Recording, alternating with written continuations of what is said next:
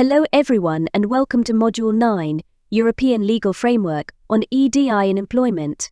Today we will be looking at an introduction and overview of Equality, Diversity and Inclusion Directives. Aims and Objectives. The aim of this presentation is to introduce you to the key European directives on EDI, describing the basic concept of a European directive, a basic overview of the key European EDI directives, and their transposition to member state national law and the workplace. At the end of this presentation, you will be able to identify the key European directives that inform EDI workplace practice. Starting off, we will introduce European directives, giving an overview of the directives related to equality, diversity and inclusion. Next, we will look at the directive aims, followed by the key EU EDI directive. Lastly, we will explore the rationale for each of these directives. Equality, Diversity and Inclusion Directives. An overview. This section provides an introduction and overview of EU EDI directives and explores the rationale for their introduction. EDI Directives Aims. The aims of the EDI directives are to create a more equitable society by promoting equal opportunities and combating discrimination across all member states, and address various forms of discrimination, including those based on gender, race, ethnicity, religion, disability, age, and sexual orientation. Here is a list of key EU directives that promote equality, diversity, and inclusion in the workplace and society. These directives help ensure fair treatment, non-discrimination, and gender equality across various sectors. Equal Treatment of Men and Women in Employment Directive, recast, 2006/54 EC, also known as the Gender Recast Directive. Racial Equality Directive, 2043 EC. Parental Leave Directive, 2010-18 EU. Part-Time Work Directive, 97/81 EC. Fixed-Term Work Directive, 1999-70 EC. Work-Life Balance Directive, 2019/1158. Gender Balance on Corporate Boards Directive, 2022/2381. Pay Transparency Directive, EU, 2023/970. Equal Treatment Directive 2006/54 EC, recast directive. The objective of this directive is to simplify, modernize and merge existing community legislation in the area of equal treatment and gender equality for men and women in employment and occupation. The purpose of this directive is to ensure the implementation of the principle of equal opportunities, gender equality and equal treatment of men and women in matters of employment and occupation. Directive 75/117 EEC, also known as the Equal Pay Directive of 1975, served as a foundation for future EU legislation on gender equality in employment, including the Equal Treatment of Men and Women in Employment Directive, 2006/54 EC, which incorporated and updated this earlier directive, replaced from the 15th of August 2009. Coverage, EU EDI directives.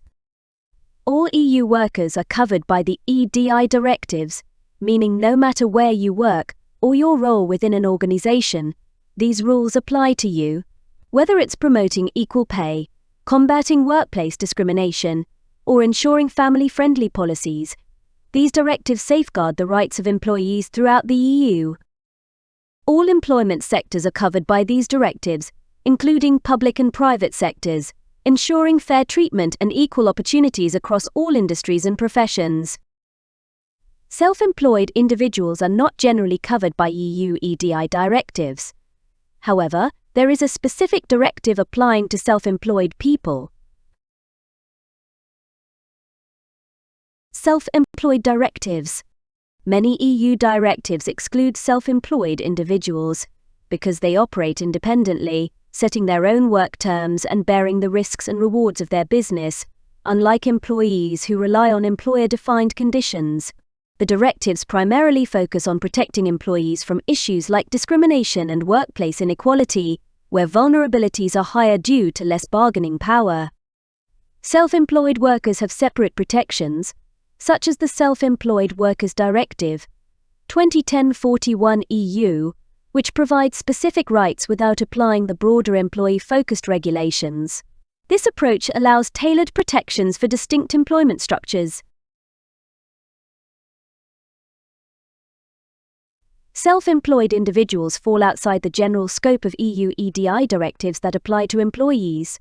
However, certain protections still exist.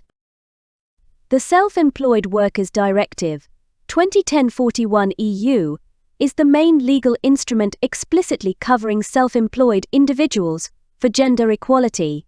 This directive helps ensure that self-employed individuals, particularly women, are not discriminated against in accessing social protections, including maternity benefits. One of the key aspects of the directive is the provision of maternity benefits for self-employed women. It requires EU member states to provide self-employed women with the right to maternity leave or equivalent maternity allowances, ensuring that they are not disadvantaged when taking time off due to pregnancy or childbirth. Rationale for gender equality directives. The rationale behind EU EDI directives is grounded in the goal of eliminating workplace discrimination and closing gender gaps across several key areas including pay, career progression, work-life balance, equal treatment and board participation.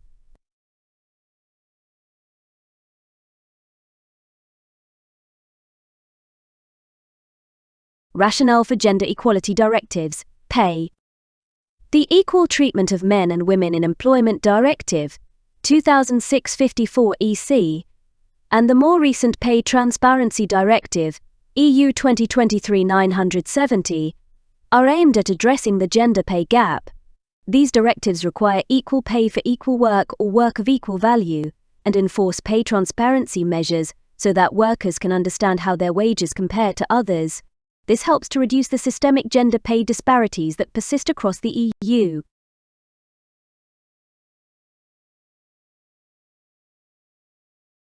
Rationale for gender equality directives, career progression. Discrimination often prevents women and other marginalized groups from advancing in their careers.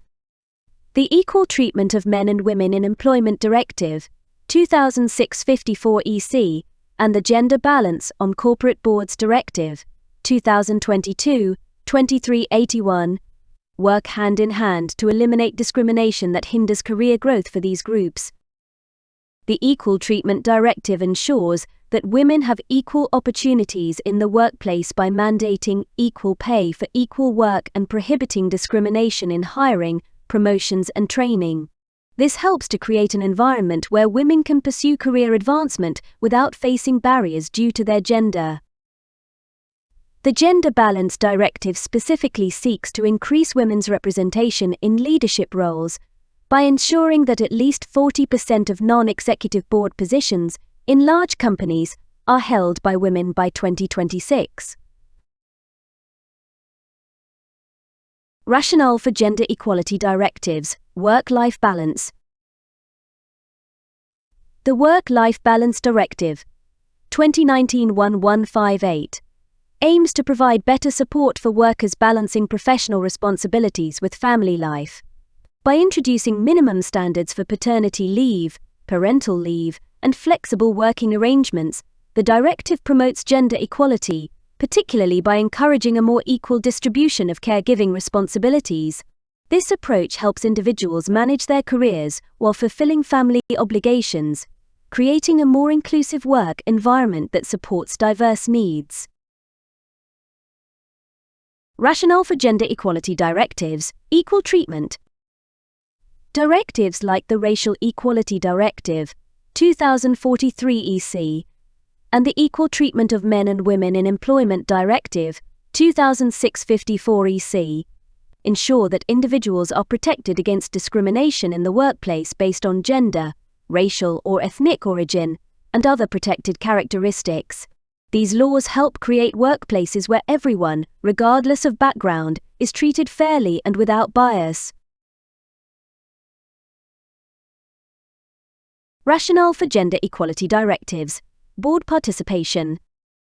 The Gender Balance on Corporate Boards Directive specifically addresses the gender imbalance in decision-making bodies. It sets legally binding targets for women's participation on boards, aiming to ensure that women have greater representation in senior leadership and decision-making roles, thus helping to tackle the underrepresentation of women at the top of the corporate ladder. Thank you for listening. I hope you enjoyed this presentation. Here are a list of the key points we covered today. All EU workers are covered by EDI directives. All employment sectors are covered by EU EDI directives. Self-employed individuals are not generally covered by EU EDI directives. The twin aims of EU Directive 2006/54 EU are social and economic. EU EDI directives are integral to building a more inclusive, fair, and sustainable Europe. By implementing EDI directives, the EU seeks to reduce inequality, improve workplace diversity, and create inclusive environments where differences are respected and valued. Here you can see a list of the references used throughout the presentation. These sources will assist you in researching more deeply into European equality, diversity and inclusion directives. Thank you for listening. I hope this presentation has provided you with a deeper understanding of European directives and how they impact us in our working lives.